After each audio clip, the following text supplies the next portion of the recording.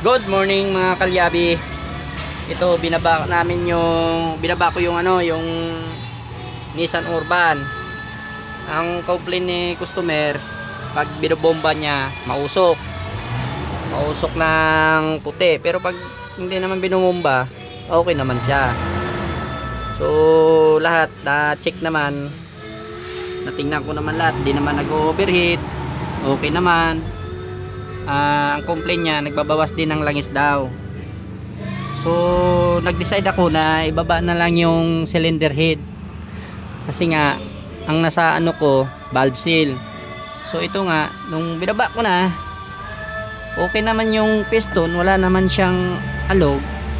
Okay naman yung ng makina, walang alog yung piston. Kaya doon talaga yung duda ko sa valve seal, kasi pag binubomba lang meron pero pagka naka-minor, okay naman siya.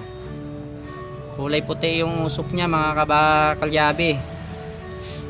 So sa mga kapwa kong kagrasa dyan, comment na lang kayo kung ano ba talaga. Kasi sa akin, valve seal ang duda ko wala naman tama yung niya piston.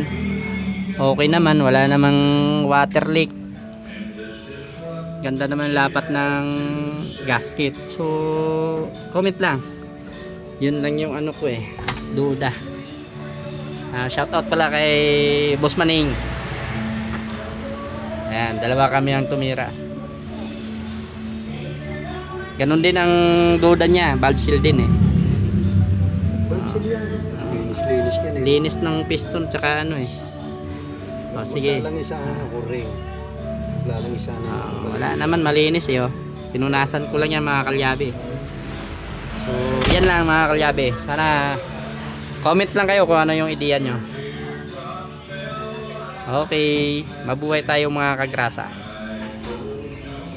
Ang dumi pag diesel talaga.